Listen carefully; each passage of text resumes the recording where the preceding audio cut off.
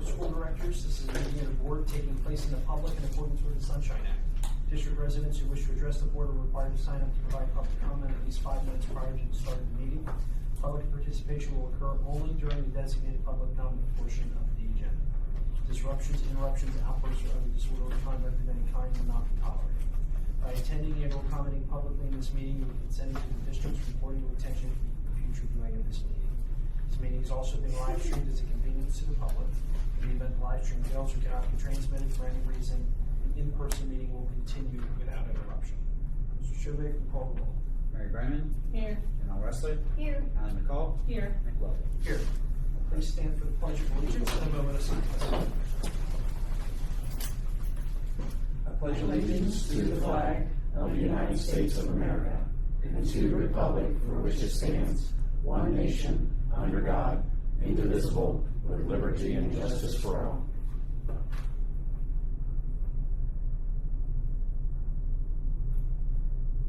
Thank you.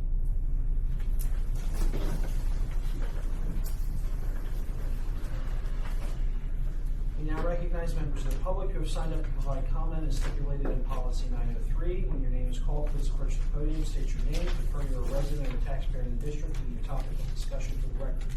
Public comment is limited to matters of district business only. Comments that are not relevant to district business that is or may be before the board will be suspended. All statements shall be directed to the board as a whole, not to individual board members or administrators, and comments will be limited to 5 minutes or less. Privilege to speak may be interrupted, revoked, or recess of the meeting may be called by the chair if the speaker fails to adhere to board policy or does not observe reasonable decorum and board conduct. Suzanne Johnson. My name is Suzanne Johnson, and as a district parent and taxpayer, I am concerned about this board's lack of transparency and accountability.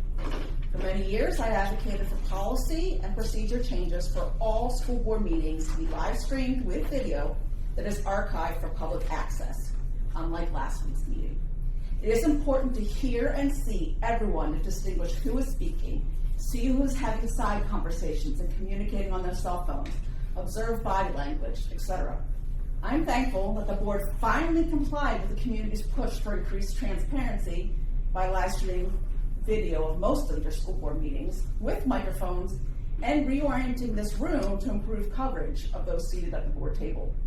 This facilitates community engagement, increases accountability, and hopefully improves school board behavior by deterring side conversations and interruptions. Unfortunately, it hasn't completely eliminated inappropriate comments from some of you up there at the table.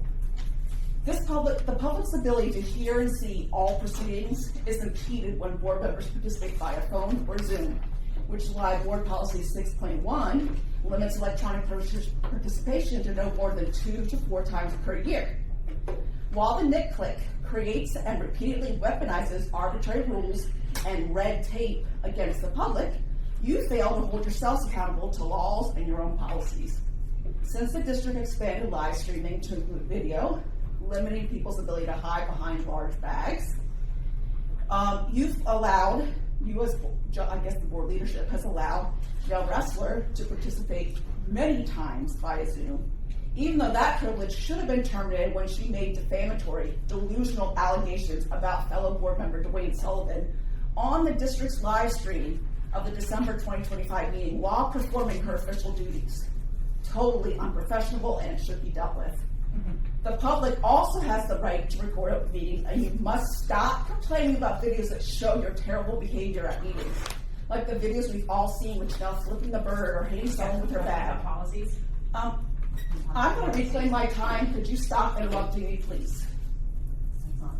Can you stop interrupting my public comment? I'm please? not talking to you. You are talking during my public comment. I will resume my time. Thank you. Janelle's lack of boundaries and impulse control and her delusional accusations and denial about her behavior that we've all observed cause concern for the safety of those she may perceive as enemies, including Dwayne and myself. We must be concerned when an individual demonstrates an inability to judge right from wrong and reality from fantasy. Due to these safety concerns, the school resource officer or designee should resume escorting Janelle Wrestler in and out of all school board meetings. The Nick Click must respect constituents' free speech rights to give their opinions. To be clear, I don't condone the terrible behavior I've seen on social media or harassment that I and others have been subjected to. For example, Nick circled around McDonald's multiple times to take a photo of me and 2 friends eating. Then shared this photo to be posted on Facebook, on a Facebook page created for the purpose of harassing me and others in the community, with an inflammatory Ms. caption. Johnson, I've indulged for quite a while here of non-district business. That's This not is non-district business. District business. No, this is So, district public conduct. comment, as I read at the beginning, This is, all state public comment is limited to matters Yeah, of this is district district business only. yes, this Keep is your district business. public comment to district business only. Yes, that's exactly what I'm doing. No, you're not. Her You can behavior continue. at the meeting and your behavior to harass me when you're already in a lawsuit for harassment. You're already in a lawsuit for harassment and you're harassing me on social media. Are you insane and saying that that's not board relevant? It absolutely is, and it's costing taxpayers money. It's completely relevant. Try to keep it under control, Ms. Johnson. Exactly. Keep yourself under control. Okay, can you stop trying to intimidate me? Nobody's trying to- Following me around and taking pictures of me and posting it on social media? Yeah, when you're in a lawsuit for intimidation. Bad move. Anyway, moving on. The Nick Click also fails to hold themselves accountable to Board Policy 11, which indicates board members shall model responsible governance and leadership by engaging all community stakeholders. Yet Janelle Ressler and others have commanded that school members not speak to me or others that disagree with the Nick Click. That is viewpoint discrimination. Further, I find it cowardly that the president and vice president have refused to meet with me to discuss district business and policies. You are elected to serve the entire community and are accountable to engage all stakeholders, regardless of whether their opinions align with yours. In December, I encouraged each of you to honestly reflect on your own behavior before pointing fingers at others, as you continue to lack awareness of your own bias and hypocrisy. For those of you who claim to be Time is Christians, expired. no, I have 53. No, you do not. I have 53 because you did not stop my time when you interrupted. The gentlelady, I stopped you. No, I I stop know. each time. The gentlelady's time's expired. Yeah, Ms. that's why you're being sued. We now have Ms. Whittle here for summer writing development. So thank you, Ms. Whittle, for coming this evening and for waiting for us. So Ms. Whittle is here to talk to us about a professional development opportunity this summer for our 6th through 8th grade social studies and ELA teachers, which she will be preparing and leading. So every year, I believe, I talk to you about how we review our PSSA data, our iReady data, Keystone data, anything that we can get our hands on, and also with our text-dependent analysis. A number of years ago, PSSA did away with the writing portion of PSSAs. We saw a shift in writing after that time. When I say a shift, I also mean a declining shift in writing after that. What we are really aiming to do, we've talked about it in this committee, we are nowhere near where we want to be with academics, but we are making progress and plans to get our academics back where it needs to be, and part of that plan is really looking at the writing piece at the middle school. And Michelle, God love her, has a plan for that and has really taken that under her wing, and so she will present that to you, and it would be under, just so you know, under the professional development budget that's within my budget. So first, thank you, and thank you so much for indulging me and letting me come here and speak to you today. I really appreciate it. I want to get right to the heart of it, and it is what are we going to be doing in the summer hours? And honestly, the vision that I have is we need a writing mission and vision. We need to know what writing is, and we need to know how do we teach it. So we want to look at the ways the social studies teachers are doing it, the way the ELA teachers are doing it, where are they coming together, where are they separating? Because, of course, as we all know, when we work closer together, we can get more accomplished. So my hope is through this summer, as we are developing this mission and vision, we're also in tandem working on creating a writer handbook that'll be for both the teachers and for the students.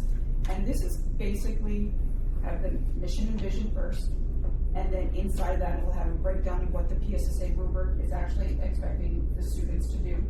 And also helping the teachers understand what it is that they need to do. Because even me as a veteran teacher, sometimes I get caught up in everything and I kind of forget the basics. So this to me is even a go back to basics sort of endeavor. We are going to be using research for this. I'm not just going to go off on the things that I know. We're going to be looking at Rowan University's first year writing program. They developed 5 core values of what writing is, and I see that as how we can establish what our mission is going to be. And the book, Why They Can't Write, looks at how students are not developing their core. They do this races, they do, which is the restate, answer, cite, explain. They can do that very well, but they don't know the why. So this summer, I want to help the teachers develop the why, so that we can then push it out to our students to develop the why, so they understand why they're writing the book, why they're trying to introduce the paragraphs, why they have to cite evidence. In that writing handbook, we also want to have samples from our students. Of course, their names won't be on it, but we want to show that our Littlestown students can write a 4 PSSA style TDA, which is text-dependent analysis, or an OER, open-ended response. And we want to break it down and explain why that would get a 4, so that the teachers and the students both have access to that at any time. Additionally, we want to create something that our students, if our students are having trouble with transition words, there's a place for them to go that they can look for different transition words that they can use. So almost like when you were in your college writing programs, you got that big writer's handbook. I want to make that for the middle school, but kind of put our spin on it, our samples in it, our mission, our vision, so that way, as we are moving through our common planning times, as we are moving through professional development, we are enhancing what writing is, we are enhancing where the students are lacking, what they need to help, and just building basically a writing curriculum, starting with what is the mission and vision of it, and starting with the handbook. I don't know if there's any questions for me. Go ahead, fire away if you like. I don't know if there's any questions yet, but one thing I will say is when we look at that PSSA data, what we see is that a lot of our kids are leaving a lot of scoring points on the table. It is one of the lower scoring areas through our PSSA.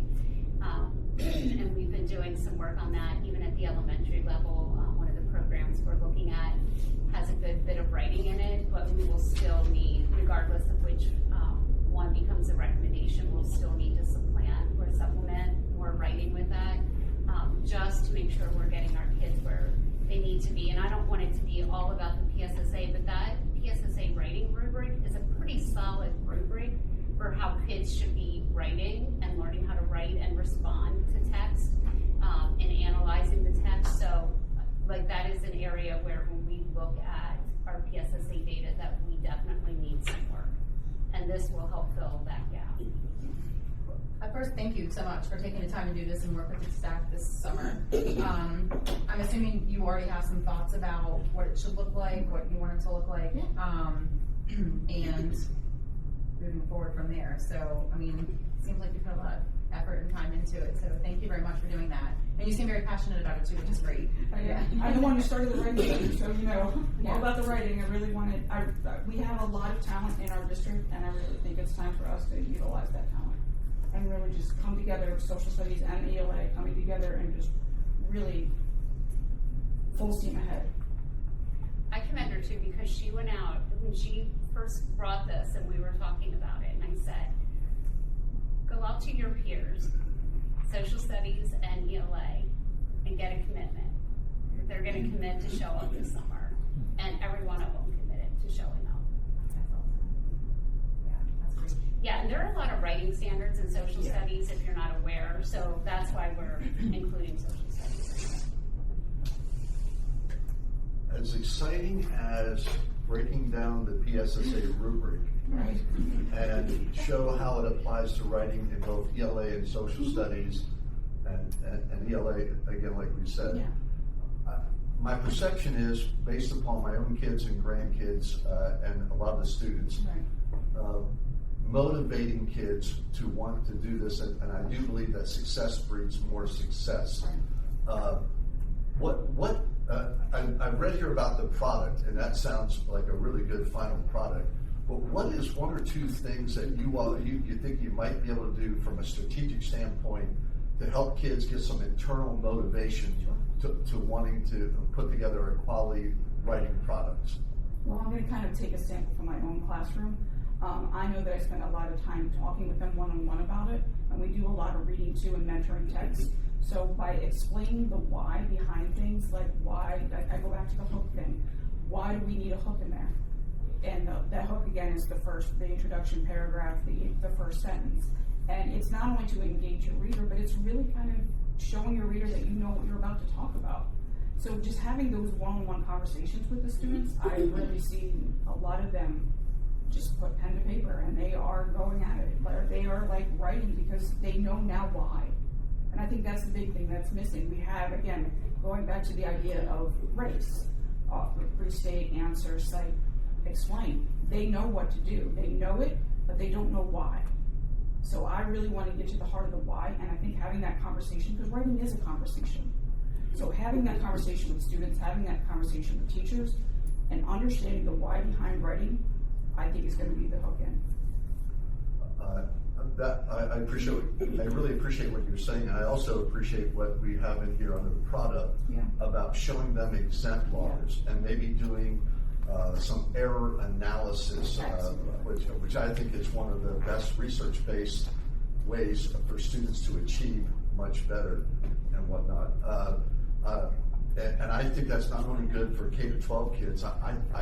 I still use that when I teach students at McDaniel College who are aspiring school principals with my case studies course. So I commend you for what you put together here. I think this has potential to be a real quality program. And how many students are we anticipating? Well, these will be the 6 through 8 teachers. So it's 2 per grade level, and then I have the list on my desk. Yeah, I mean, I want to say it's like 6 or 8. Yeah. So it's the ELA teachers and the social studies teachers. So we're trying to get all 3 grade levels 2 subjects on board with this. The other nice unintended consequence that will come from this is one of the other areas our kids don't necessarily perform well in is nonfiction text, which plays right into social studies' role in helping ELA because they have a bulk of obviously their nonfiction text, and then they can write TDAs or text dependent analysis through the nonfiction lens as well. So that will be a positive unintended consequence of this as well. Judy, not to bring up negative stuff, but we just had a meeting about finances and so on. How are we financing this program? So this is part of my professional development budget. So I budget like right around $8,000 per year for professional development, and it would be out of that budget. Thank you. Thank you very much. Thank you. Again, thank you for your time. I really appreciate the opportunity to come and speak to you this evening. Thank you. Thank you. This is committee, moving the schedule on forward. Yes. I am. Now, I didn't hear you. are you in favor of moving the scope of work forward? Yeah.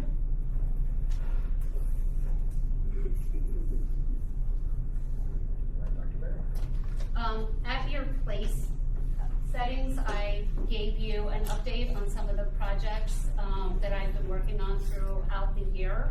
I had emailed this out to you on April 8th, but wanted to make sure you also had hard copy here. You all have shared that you've read it, you understand where I'm at with these projects, and that as questions come up, you will continue to give those to me, and I will report out the progress that I am making on each of those as the committee has asked me to go.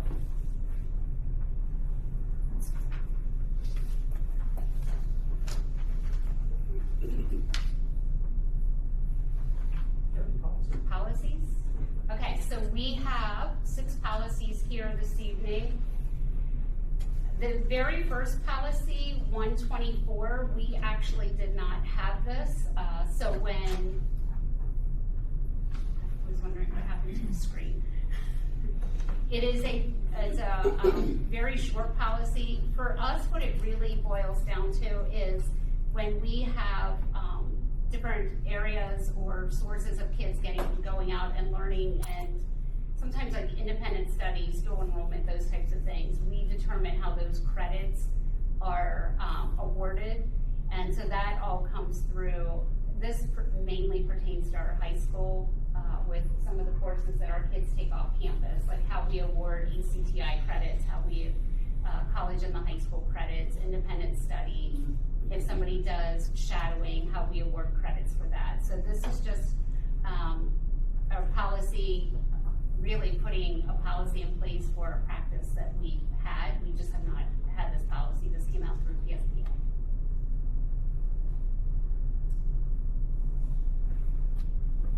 And really, the high school is the only credit-bearing entity, so that's why it really pertains to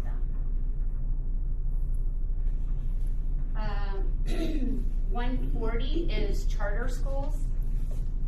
This came through our PNN as an update, which we get through PSBA. They added 3 new statements, which is why we had the update.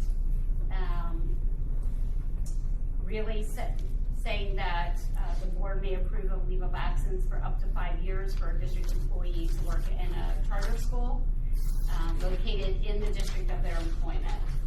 So if somebody came to us, well, we don't have any charter schools within our district, so that really doesn't even apply. I was going to say VETA, but like they're not in our district. But if we had one, that would be an area where employees could go work for the charter school for up to 5 years. Under delegation of responsibility, they added the superintendent or designee shall be responsible to assist applicants with plans for technical assistance and contracted services that may be provided by the district. Again, that's if there's a charter in our area. And then they added transportation provided to charter school students needs not be identical to transportation provided to traditional public school students. But we still are required to bus within 10 miles of our district. And so, as Tom presented a lot the last meeting about transportation, we stick to that, the 10-mile radius when we're transporting to our charter schools. So those are the 3 new statements in that policy. Otherwise, the policy remains the same. Judy, this has to be a bricks and mortar charter school? Yes, brick and mortar. This is not private charter. Any questions on that? The next policy is 236.1 with threat assessment. They did add a statement on there about our timely communication between our threat assessment team and our law enforcement team, and I can tell you that they're adding it, but that is already something that we do as a matter of practice. We involve Mr. Lorenz in our threat assessment, and determined as needed, we bring in local law enforcement. If the student happens to be involved with juvenile justice, we also involve them or reach out to them. County agencies are also involved, so we reach out to them if they are involved with our students. So that's a new statement for them, and we share and exchange relevant information only as required by law. Like, we don't provide any information that violates a student's privacy or confidentiality rights. Everything that we do in our current policy is marked accordingly throughout. That did not change in the new policy. And so really that update was the only one that we, in a timely manner, reach out to law enforcement and other agencies. Any questions on threat assessment? I will tell you, this is an area that we continually, I think, get better and better at. I don't know, Mr. Lorenz, if you would agree or back me up on that or have a differing of opinion, but our team's come a long way in the last couple of years on our threat assessments. You've got it dialed in. We're doing very well with our threat process, but we have, collaboratively with, all members, we've come to an understanding that the team effort is the best effort. I appreciate the proactivity rather than the reactivity. Much appreciated. The next, any questions on that one? Our next policy is 3.2, which is for working periods for employees. Really, all they remind us of is that we have to provide modifications to staff working periods are addressed with accordance to any type of contract, like administrative comp plans or compensation plans, contracts, bargaining units, board resolutions, board approved health and safety. So they had added that. Staff may be assigned extra or alternate duties distributed equitably when possible at the discretion of, and then we selected the building principal or immediate supervisor there. That is a new area, and those are the appropriate recommendations in my opinion, but if the board or the committee would like to make a different recommendation, I selected those two because the building principal is the one that would assign those alternate duties. But then, like, if you're in district office or like Laura, Victor, it would be the immediate supervisor who would do that.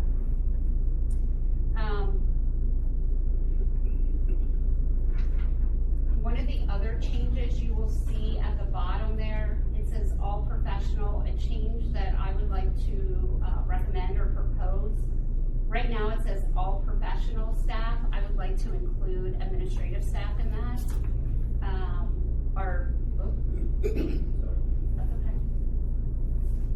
Are expected to attend each faculty or administrative meeting unless specifically excused by the responsibility of the administrator. That just adds a level of expectation that when we hold administrative level meetings that everybody is in attendance who is required or requested to be there. So that is something that I'm asking to be added to this policy if the committee is willing to move that forward. Yes. Okay. Thank you. I just think if we're going to have it for our professional staff, we should also. Our last policy, or no, two more, sorry. Purchases budgeted. The new, really all they did was up the amount on here to $24,500. As far as being within the budgetary limits that have to be authorized by the purchasing agent or business manager. So PSBA gives us those numbers that have to go out. And then I think this gets updated almost every couple of years, annually. I don't know. 2021. Say that again. That was $11,800. I just looked that up. So it's a significant increase. We haven't updated policy. The last update in our policy was 2021. And why would we up it this high? That's the recommendation from PSBA. So this is like the stuff that's like contracts that we approve every month. This would be over that amount. This would be like what purchase orders, department chair can approve without, within their budget. And then if it exceeds that, then it goes to the board approval. Essentially is what it is. So it's given the discretion to the department if it's within their budget to make purchases up to that limit. If anything's above that limit, they would have to go to the full board, very similar to, yes, the change order right now. The superintendent can handle change orders up to 25,000. Anything above that goes to the full board for assessment. And a lot of times it follows what procurement guidance is on limits. Getting quotes and bids and meeting those requirements.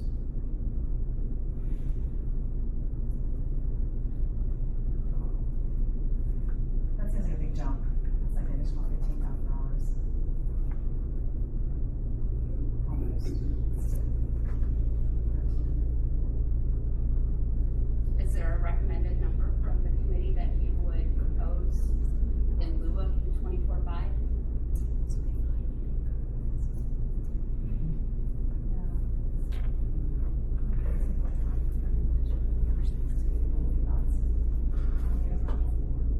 jumping from what, 11.5 to 24.5? 11.8, 24.5.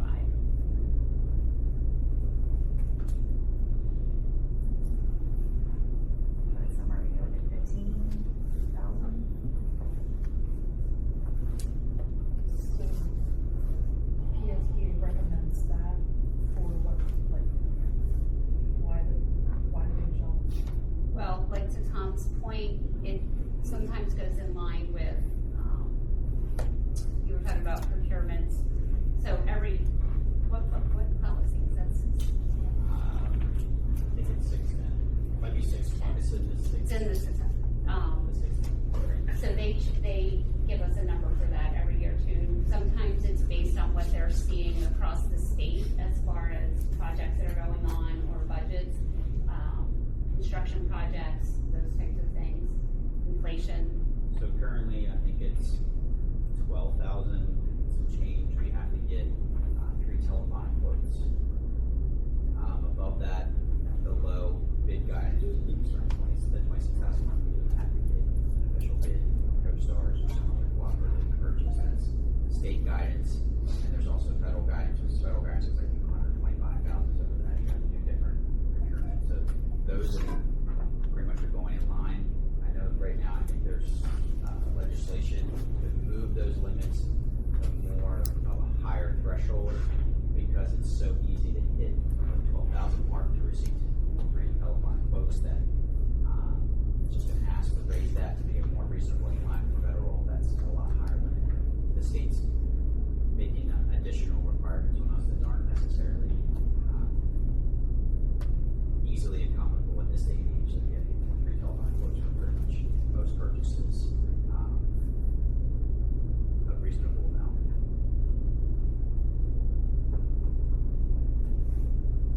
So these are items that were approved in the budget, and somewhere within the budget that it gives the administration the authority just to purchase it without it coming to us. So we would still have to meet the requirements from the state law for procurement. We still have to get 3 quotes. We still have to meet as cooperative. We still have to do bidding requirements. It doesn't exclude that. That's for approval. If it does that, it just says that the board still has to approve the purchase of the final. They can just put a purchase order and proceed with the purchase. The board obviously then has to approve that purchase. Every check register the board approves. They basically need pre-approval and then go for a purchase order in this aspect. Yes. But us approving it after the fact is already done, you know, the payment's already done. That's where this Yeah. actually comes in.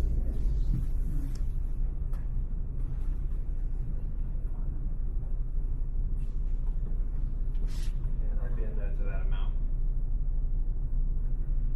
So there's a recommendation for 15. Does anybody else have any thoughts?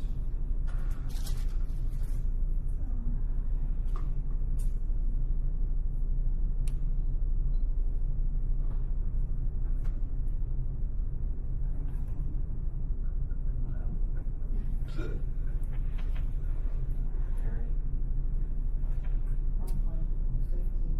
I think that's reasonable adjustment for some inflation, but Yeah, and I guess if we need to look at it in between, or if something comes up, so we, see how things are. I mean, everything's so expensive right now. do we have a purchasing meeting here? We just defer to Tom. And so right now, purchase orders, the way it goes through is a teacher request. It goes to an administrative assistant who then enters the purchase order on their behalf. That purchase order gets viewed by the department principal or the department chair. They review, approve, or deny. The next step could be if there's an intermediate.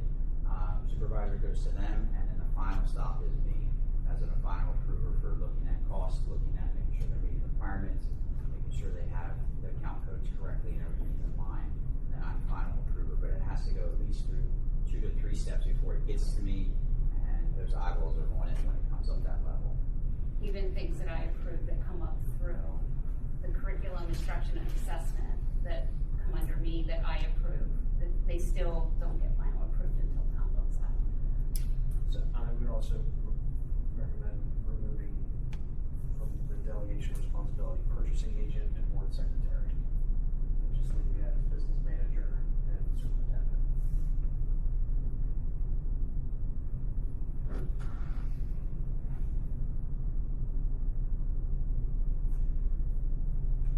Is that current language in the policy?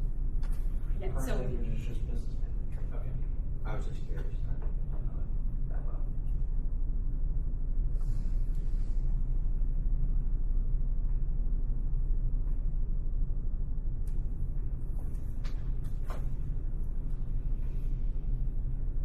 and 15,000, correct? That's what I'm thinking. That's my house. I will have those changes made then.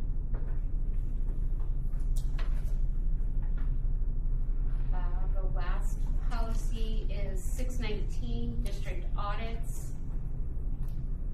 They updated some wording as far as the purpose of the policy. It's very similar. They just did some new verbiage on that. And then also, the delegation of responsibilities. The district must submit an annual financial report to the Pennsylvania Department of Education by October 31st of each year, Which is a state requirement. which is a state requirement, so they're putting it into policy. And that is the only update on that policy.